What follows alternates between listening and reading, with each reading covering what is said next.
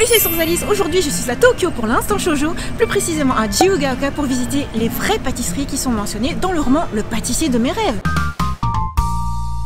Et on commence très fort avec une des 3 plus grandes pâtisseries renommées du quartier. Ce quartier très chic de Jiyugaoka, c'est Paris s'éveille. Eh oui, avec un nom qui évoque tout de suite la France. Et pour cause, à l'intérieur, les pâtisseries sont françaises et sont vraiment succulentes. L'ambiance est feutrée, c'est magnifique. Et alors je tenais absolument à goûter le plat signature qui est le Monsieur Arnaud, que savoure l'héroïne Miyu dans le tome 2. Et d'ailleurs, la description est: elle avait commandé la spécialité de la boutique des Monsieur Arnaud. De la taille d'un éclair, l'entremets rectangulaire se composait d'une base chocolatée croustillante surmontée de 2 plaques de chocolat, puis d'une ganache en vague. Le tout était orné d'un S en chocolat ainsi que de copeaux d'écorce d'orange confite. Comme cette petite merveille de sophistication évoquait bien la capitale française à Miyu, j'en ai l'eau à la bouche. Et oui, moi j'en ai eu l'eau à la bouche rien qu'en lisant, mais je dois dire que j'arrivais pas à imaginer vraiment ce qu'était cet entremets. Et quand j'ai vu écrit Monsieur Arnaud, je me suis dit, oh, c'est ça, je le veux.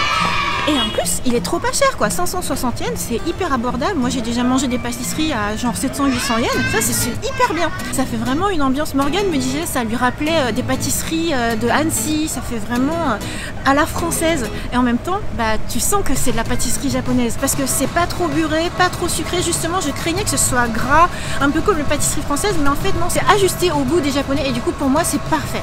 Et franchement, quand je l'ai coupé, ça faisait crac crac crac à chaque partie. Et c'est croustillant et à la fois c'est fondant, t'as l'orange qui explose et en même temps c'est bien mesuré par rapport à la force du chocolat.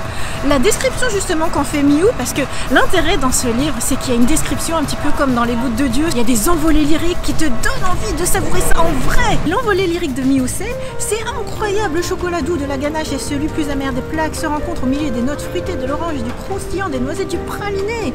Un véritable chef-d'œuvre, ce gâteau au chocolat est si présent, si puissant que j'ai l'impression qu'on vient de construire un bâtiment en briques dans ma bouche à une vitesse folle. Ou quelque chose comme ça, ajouta Miyu avec un sourire gêné. Ça te donne trop envie de le goûter en vrai et du coup je suis trop heureuse de l'avoir goûté en vrai quoi. Alors pas seulement parce que pourquoi s'arrêter à une seule pâtisserie puisqu'on est là exprès, autant en prendre une deuxième. Alors je me suis dit je vais prendre le café tonka. Pourquoi ça? Parce que dans le tome 1 il est fait mention justement des fèves tonka et de la puissance que ça peut apporter dans la crème, d'un chou à la crème. Alors je me suis dit bon c'est pas un chou à la crème mais c'est pas grave, ça doit être trop bien. Et tac, je coupe et là, ça explose en bouche et effectivement ça donne un goût assez unique et qui se marie super bien avec le chocolat. Là ça super bonne découverte, un peu inédite, ça fait un mélange fiction-réalité et du coup c'est trop bien. Voilà pour cette première pâtisserie, mais on ne va pas s'arrêter en si bon chemin parce qu'il y a la deuxième pâtisserie la plus connue qui est Mont-Saint-Clair. On y va! Et on est arrivé au fameux Mont-Saint-Clair, c'est magnifique comme devanture, c'est beaucoup plus grand que Paris s'éveille. Il faut dire que c'est très connu, hein, parce que moi j'ai connu cette pâtisserie avant même de connaître le roman, puisque dans le Asadora, le drama qui passe chaque matin que tous les Japonais regardent, Mare, et bien en fait il était consultant. Alors c'est parti, on y va.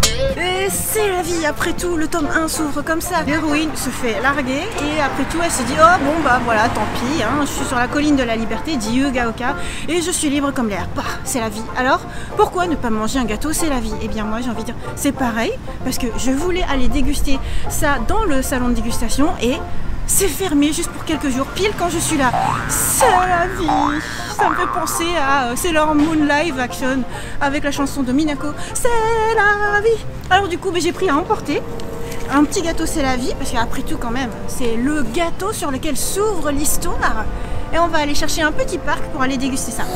On est au parc de Jiyugaoka et on va passer à la dégustation. Tadadam! Du coup, voici le petit c'est la vie ici. Et Morgane a choisi un petit cœur, trop mignon. Alors je vais prendre le c'est la vie. On voit qu'il y a une petite goutte translucide au-dessus. Alors du coup, on va couper. Je me demande comment c'est à l'intérieur. Ah, il y a une petite résistance à la fin. Ah, il y a un petit craquant, on dirait. Tadakimasu.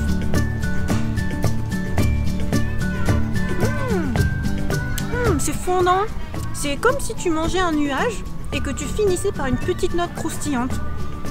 C'est très léger, c'est très bon. C'est la bonne surprise. Oh bah c'est bien pour te remettre d'une déception. Hein. Ah là, il y a une petite confiture de framboise, j'ai l'impression.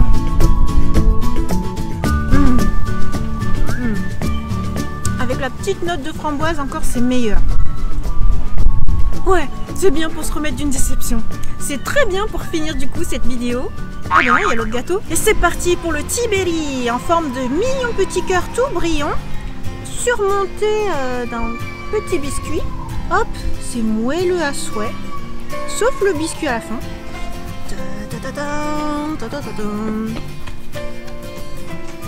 Oh, bon, j'y arrive pas.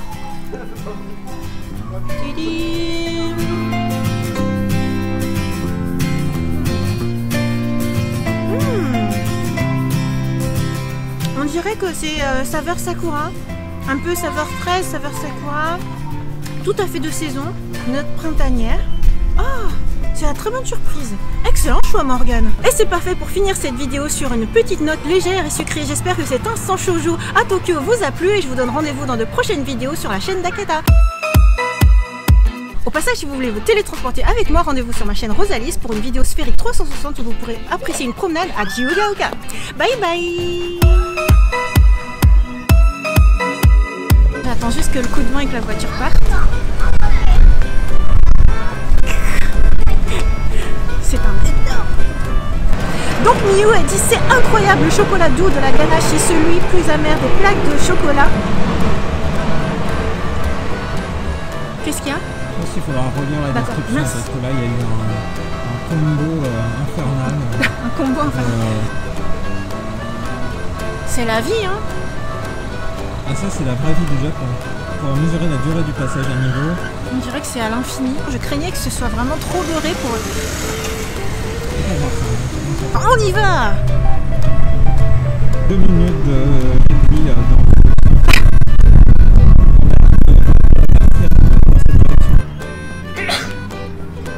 sur le action final.